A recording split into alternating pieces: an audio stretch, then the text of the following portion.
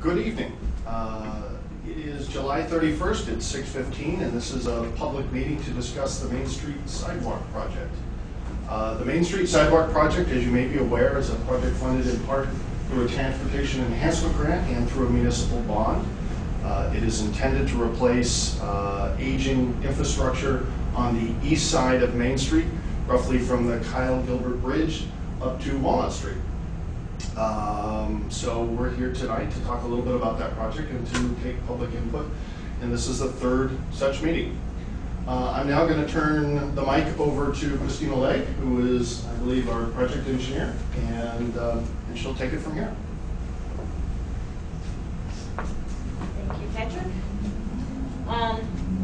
So this is our third public meeting. At this point, we have submitted conceptual drawings to V-Trans for review and have received comments back. We've reviewed those comments with the town and gotten additional input on that, and the drawings that we have tonight are a result of the V-Trans comments and the town's comments. So we're going to quickly present the drawings and then ask for any additional comments that you all might have or questions. The sidewalk, as Patrick said, extends from the Gilbert Memorial Bridge up to Walnut Street. These drawings here show it up to just beyond Key Bank, and then we'll look at the other side, which shows the rest of the project. The sidewalk's going to be replaced in the same location as it already is, same elevation, same width, for the most part. Not the entire sidewalk's going to be replaced. It's only going to be the older portions of sidewalk that are deteriorating or cracking.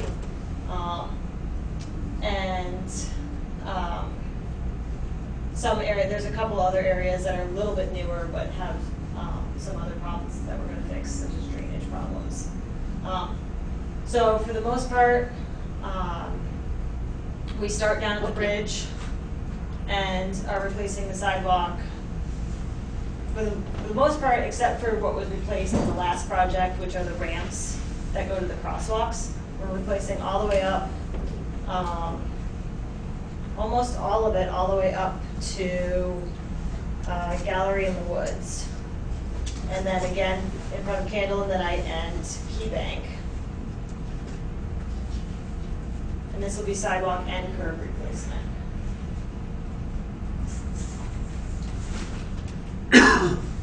And then up in front of the Congregational Church, right up to the Gibson-Aiken Center, and then again from TD Bank up to Subway. And then we're also doing a small portion in front of the old Fleming Oil. That sidewalk is flush with the road right now, and to make it a little safer, we're going to raise it like all the other sidewalks are, and that'll just make it safer for pedestrians to walk through there. And then the only other minor improvements that we have are some imprinted asphalt at the in front of the building that houses Subway and Edward Jones. There's some older asphalt there that we're going to upgrade with imprinted asphalt. That's pretty much it for the sidewalk portion. Does anybody have any questions on the sidewalk itself?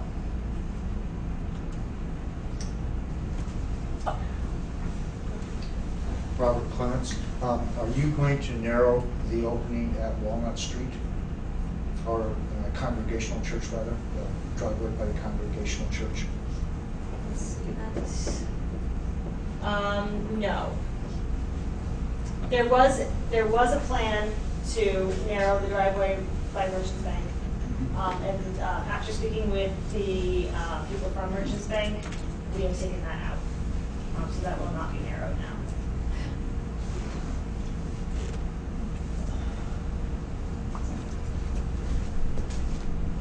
I wanted to mention for the whole town,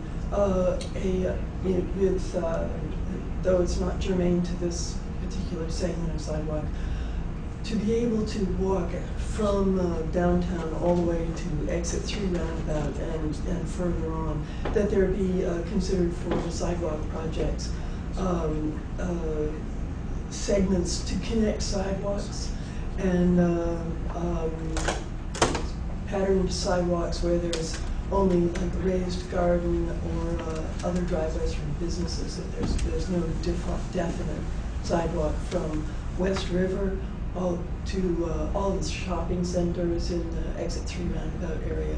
I think that's important for town, for pedestrians to be able to walk safely, and that would be on the west side of the road because the east side has a rock embankment that prevents construction without, I guess you say mining or rock removal.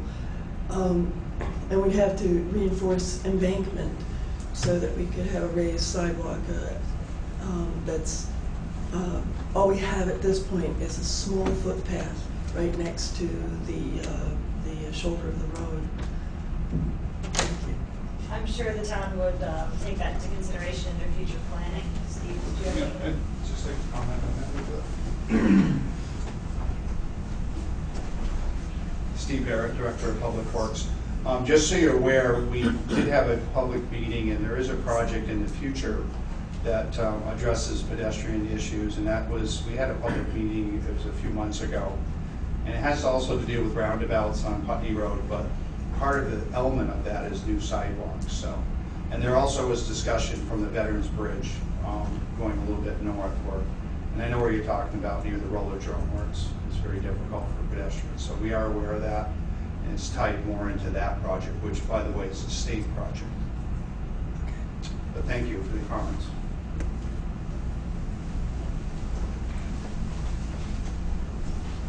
So any other comments? I received a handwritten letter from a citizen who was unable to make it here tonight. He had a comment and a question that he wanted to address, and so I promised to read his letter. It's from Richard Schultz of Spruce Street, and he says, I would like to suggest not using cement, which can be affected by frost. Take a look at the street in front of the co-op. This is a solution that looks good and is not affected by frost. If a block needs replacing, it can be done. When both sides of Main Street are paved with bricks or tiles, Brattleboro will be a pleasant place. Please use granite curbings. Okay, in response to that, we are installing, wherever we're installing new curb, we are installing a granite curb. And there will be some brick strips on the sidewalk for aesthetics and appearance. And I think Tim's going to get into that a little bit more when he talks about the streetscaping and landscaping.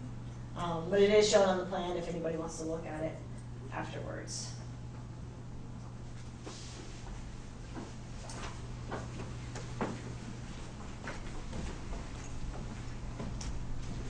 Any other? Hi there, Keith Arnold, and I missed the first 2 meetings, so I apologize if this is redundant. You know, what type of intention is there about helping the small businesses on Main Street cope with that kind of disruption and flow, you know, when all that construction is being done and demolition is being done? Stuff like that. That's a good question.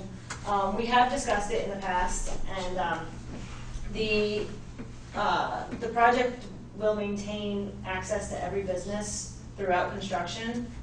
It may be a little less convenient, but there will be access. There are going to be temporary pedestrian routes.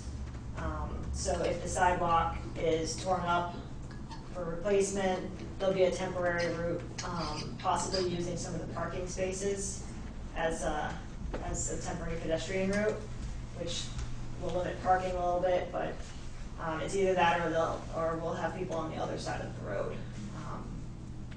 But there will be access, and that will be a part of the contract, that the contractor has to maintain access to every business. And it will be in compliance with ADA.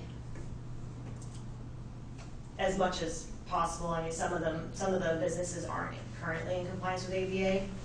So as much as possible, if we can, it will be. Can you explain what EDA is? ADA is American with Disabilities Act. I would love these grants in the future, you know, this is just a comment, I guess, but to incorporate some sort of funding to ease small businesses in these types of situations. It's going to be really hard when people just think of, oh gosh, they're tearing up the sidewalks, I'm not going downtown, right? You know that's going to happen.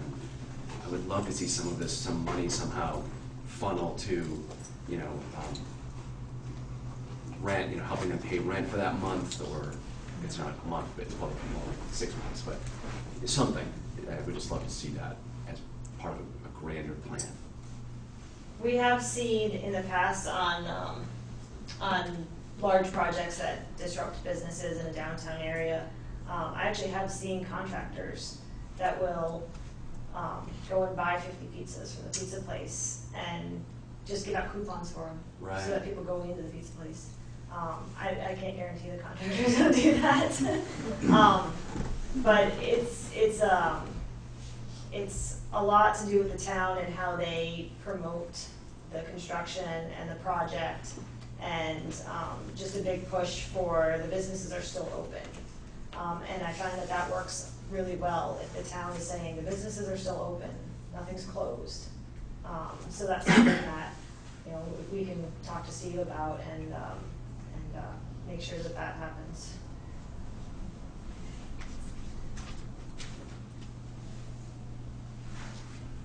Yes. There's this doesn't have to do with Main Street in particular, but there's a in front of that house. This, oh, thanks. In front of the house, it's up by the on South Main Street, up by the cemetery.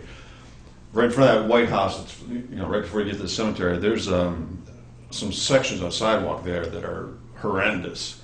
I mean, you can't push a baby carriage over without the thing almost tipping over and stuff. I don't have babies myself, but it's not that I know of.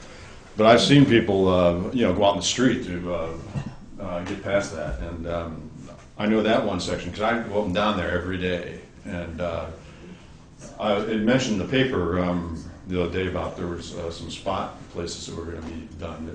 Is that one of the spots that's going to be considered? I'm not sure if the town is considering that at this point. This project actually has a specific scope that we have to stay with, because that's how the project was described in order to get the money. But maybe Steve can speak to this other area. The others, this project right here is on Main Street. It's on the east side between Kyle Gilbert Bridge and Walnut Street. But we do have another, each year at funding source, it's approximately $70,000 to replace sidewalks in town out of the 38 miles that we have. We also have some money for repairs also. So there are sections that we repair, small sections. So we'll take a look at the one you're talking about in South Main Street. It's one of the worst, Steve. I just walked through it also, and it's been kind of on my list if we do some.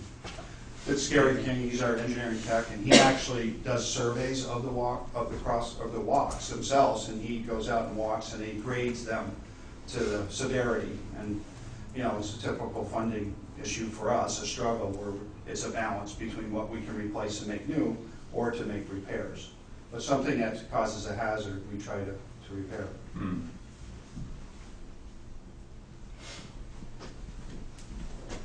So if there aren't any more questions on the sidewalk itself, we'll move on to having Tim go through the streetscaping and landscaping proposals.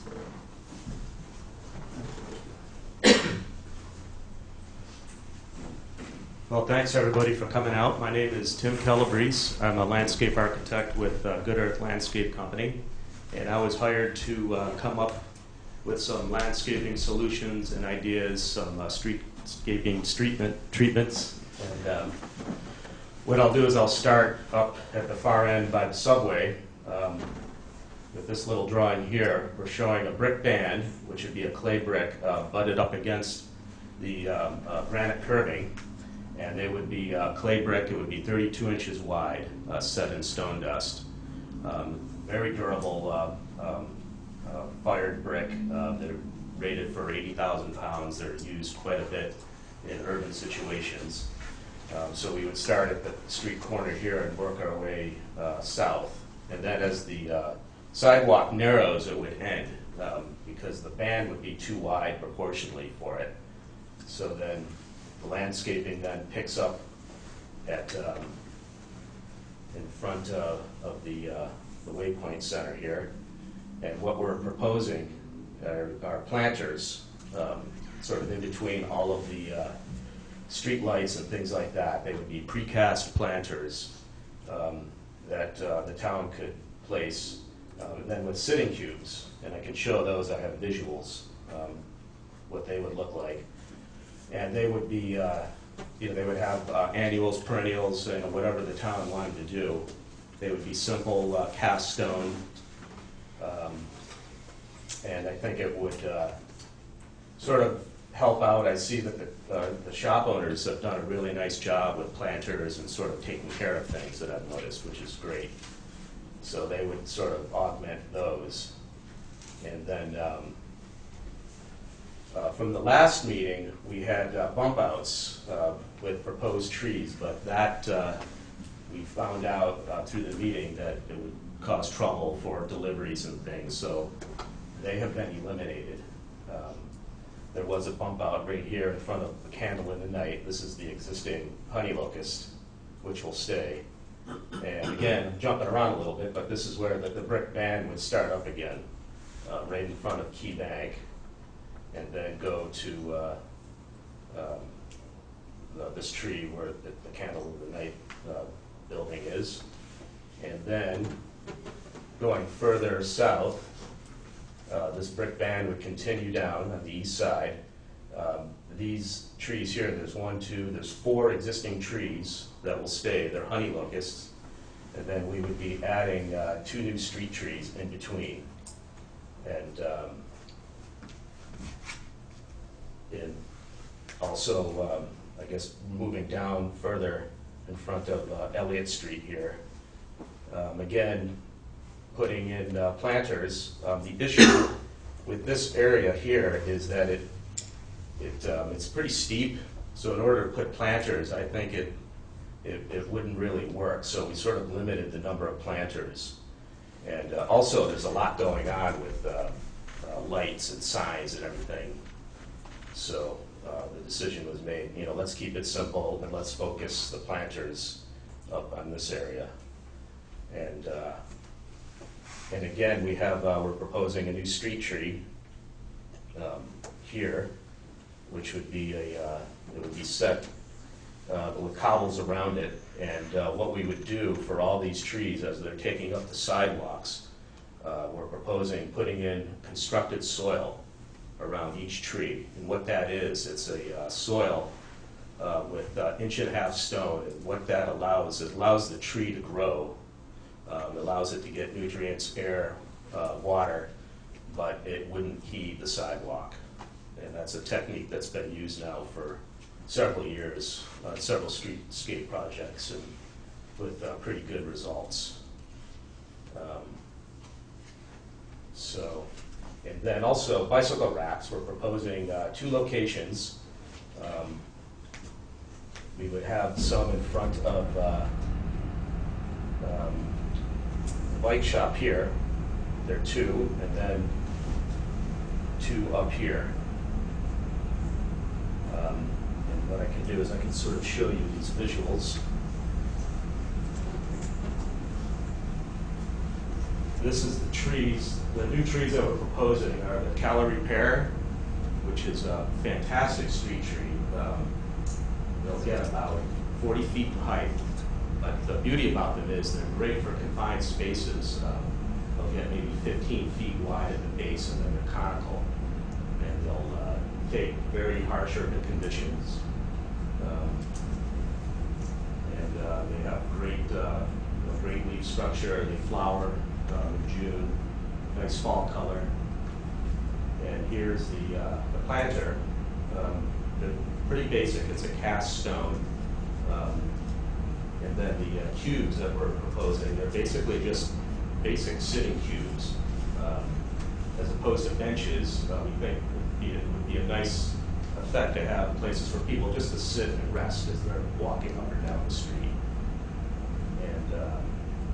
And then just simple boot bike racks that would fit 2 bikes each. Can I ask you something? Yes. What building is that tree on the left that you just pointed at? What building is that in front of? Oh, this is just a stock picture. This is I see. Right. this I is see, a- because I'm very interested in that corner that Subway is on. I don't hear any, did I hear a proposal for some trees from there down going south? I didn't see any tree proposals. I think you mentioned something about you seeing some barrels with flowers in them in that section. I haven't seen any of those on that section. Well, yeah, we did propose trees in front of Subway, but I guess it was decided that the owners didn't want them, or, Oh. yeah.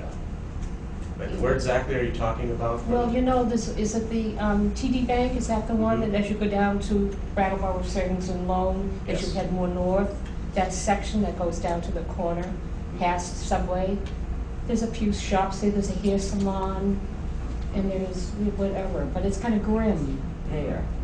There isn't anything going on green-wise there. Right. It's right past the bank, because the bank Right. has those 2 trees in their front yard, but Mhm. as far as sidewalk, So you're talking before a candle in the night, or is I'm that? talking farther down. Oh, farther down. Farther north, Okay, yes. so it would be, Crossing the library. right. What happens there, the sidewalk is very narrow, and it is problematic to put street trees. No, she's talking about right in front of Subway going south. Oh, okay. So those stores. Sorry, there. yes, that's Right. correct. Yeah, that's sort of, It's grim. Right where Yeah. your finger is, and then Right, go right. up a little bit. well, that's something we can look at. Would be nice. Yeah. I can tell you that I made contact with, I'm Gary King of Public Works, and I did make contact with the owner of the building, and she really did not want trees there for Right. various reasons. It's only a 1-story building, and she was afraid all the leaves would fall onto the top, and then it was a maintenance issue of cleaning the roof and cleaning the drains, and she did not want them, so that's why they were taken out. Tim, are there any other trees that might not, that could, I don't know, I know most trees tend to shed, lose their leaves, but for the most part, is there other trees that might not grow as high that could be put in front or close to Subway? Well, there are. Tree species that would actually, address the concern of, creating some type of buffer there, Mhm. and then address the property owner's concern about maintenance. Well, I mean, there are crabapple. They grow low, and they're a very hardy street tree, an Adirondack, but they grow low, and they do have small berries. I think. I mean, the honey Is that like locust. the ones in front of the Holstein Park? I'm not familiar with that. The red berries Yeah. dirty up the sidewalk like crazy. Yeah. I mean, you guys cross the street if you don't want to get that stuff on your shoes. Right. May and June. Yeah, I mean, lindens, that's a nice one, but they do get big. I mean, they get very tall. They have to the bottom of the canopy, you can prune them to, 8-10 feet. I think anything, if they're worried about branding and visual, I mean, the trees would block, but, It sounds more of a maintenance, yeah. so that's why maybe that's something. I mean, the calorie pear is a great tree. Pretty. It's very low maintenance. They don't really shed much, so. Doesn't seem like they'd have a tendency to spread over the flat roof. No, because they are conical, so, yeah. Yeah, that's a great tree. So, and it's good to have some diversity too in your street trees in case something, pests or whatever, take them out. You can have others.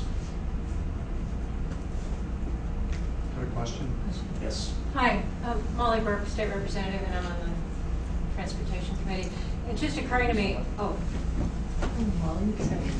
Hi, Molly Burke, State Representative. It's just occurring to me as we're having this conversation that I participated in a street inventory several years ago with the AARP in preparation for the, they were lobbying for the passage of the Complete Streets Bill. And when we walked that corner at crossing Walnut Street, the comment was that this street is so wide, it doesn't need, it makes it hard to cross. I don't know if this is within the scope of the conversation we're talking about the landscaping, but it just sort of sparked my memory when I was thinking about it. And I don't know if there's some way to, you know, obviously this would have to be a conversation with the town, but to think about, you know, narrowing that entrance, because that was, I just remember that comment. If you really walk across Walnut Street heading north, that doesn't need to be that wide in terms of pedestrian access and safety also for, you know, or people we were traveling the street with people who were in wheelchairs, and, you know, it was just, that was a comment. It might seem that the crossing at Walnut Street is very wide because at the gas station, or the former gas station, the sidewalk was not raised there. So I think the turning radius there might have been cut a little bit when people were cutting that corner.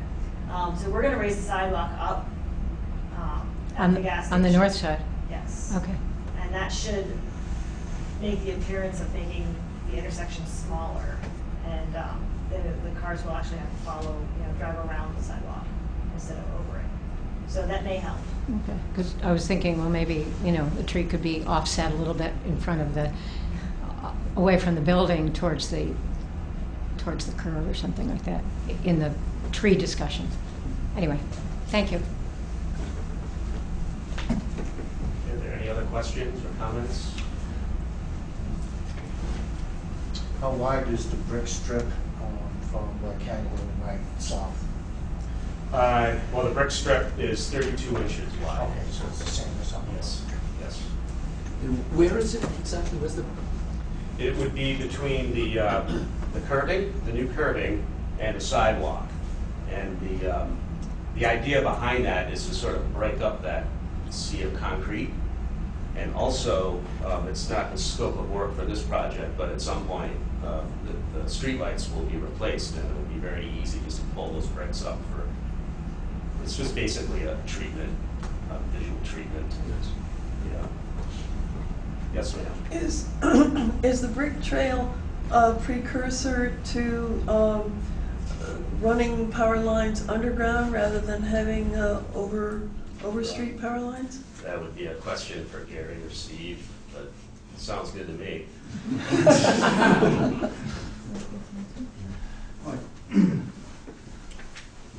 Currently, the lights are, they're leased from Green Mountain Power, so they're not town-owned. If the town chose to purchase lights, like on Elliott Street, it would go underground more than likely, but it's a pretty big expense, so it's not included in this project as it is.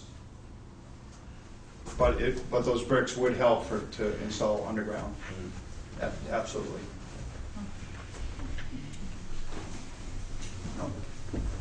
Matt Mann, Wyndham Regional Commission. I know that the project is focusing on the aging infrastructure and not necessarily on the newer panels, specifically the bulb outs.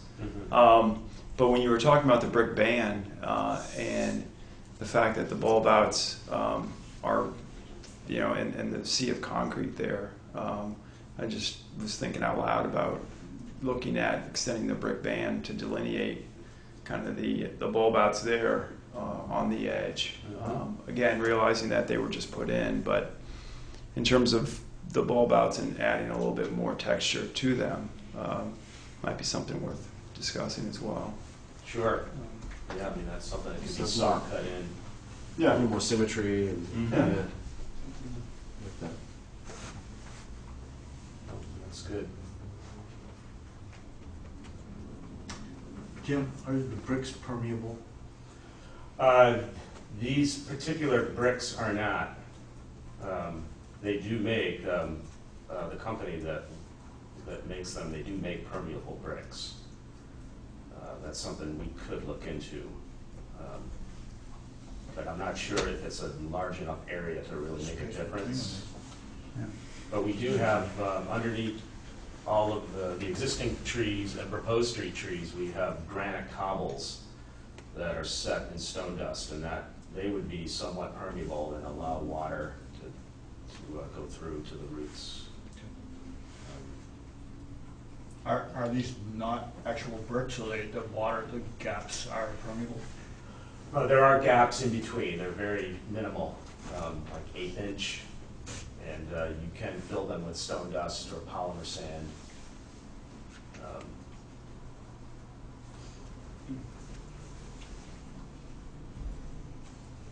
Yes, sir. I guess I was just curious about steps being taken to protect the existing trees during the construction phase, the root zones.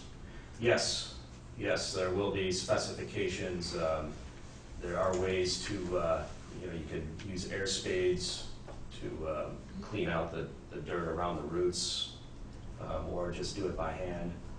But yeah, there will be precautions taken. Yeah. And the constructed soils we were talking about, those are for the new plantings, or were those going in around the existing trees as well? Well, where they're putting in new sidewalks, which is most, all through here, as they're excavating it, I'm proposing that the constructed soil is put in as backfill. It's just a matter of how much, in terms, depending on the budget that we can do. But any amount's going to help. I mean, there's a certain amount. I mean, it's ridiculous the amount each tree would need to reach its full potential, full height, but we're not really concerned that the trees get huge, so. Right. But that's something we're working out.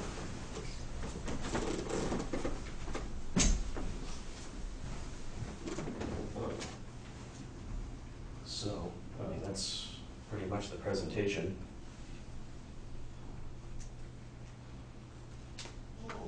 All right, well, thank you very much. Thank you. Thank you very much.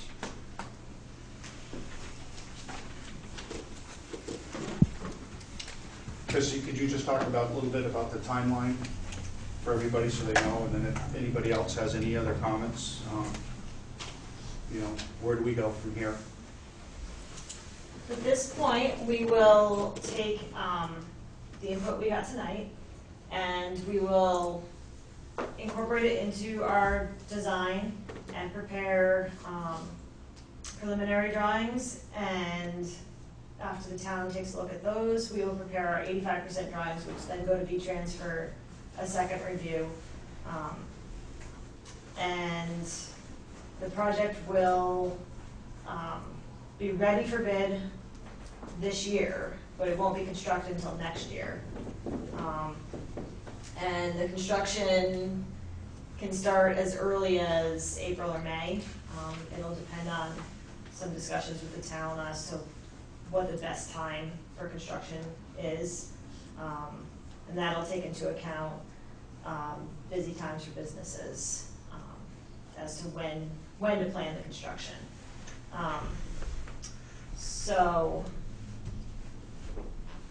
Any more questions? What does the second review consist of? We will send the plans to V-Trans again, and they had a lot of comments the first time. A lot of them were more administrative type comments and not specifically on the design itself.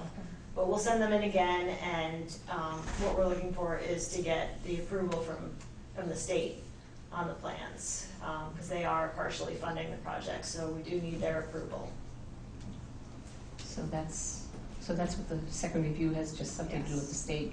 Yes, it's just not a a state public review. Not a public forum, okay. No, this is the last formal public meeting.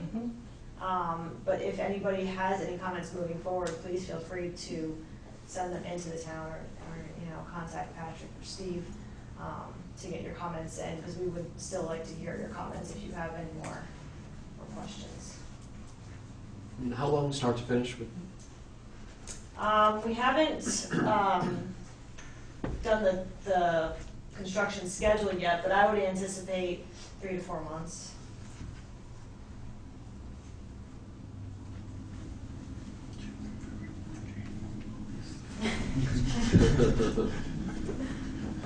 I was just curious, from my experience with my office being close to the river guard, and accessing the crosswalk on over Main Street and up High Street, right there at where the bulb out starts.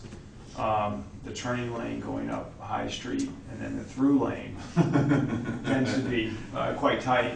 And I mean, when I wait to cross the street there, I mean, you know, depending on the vehicle, it could be quite close to the curb. And so, in terms of considerations with so some type of aesthetically pleasing ballard or something to actually protect the person that's the pedestrian standing waiting for the curb could be looked at or considered. Because again, it's, I don't know what the width is of the through lane there, but it is quite narrow. There's no left-hand turn lane going up High Street. That narrows down right there, and the straight going north traffic and the left-hand turn lane are kind of like one. Yeah. That's a fiasco. I've stood there and watched the traffic, and then, you know, people are laying on their horns to turn left or to go straight because people are waiting to turn up High Street. And that bulb out there in front of the River Garden is, I think it's way too wide because it took up the straight northbound traffic lane. A little late for that, though. Well, the planters that have been put there, if you notice, they're a little cracked from getting hit. So just something to look at. We can certainly discuss that.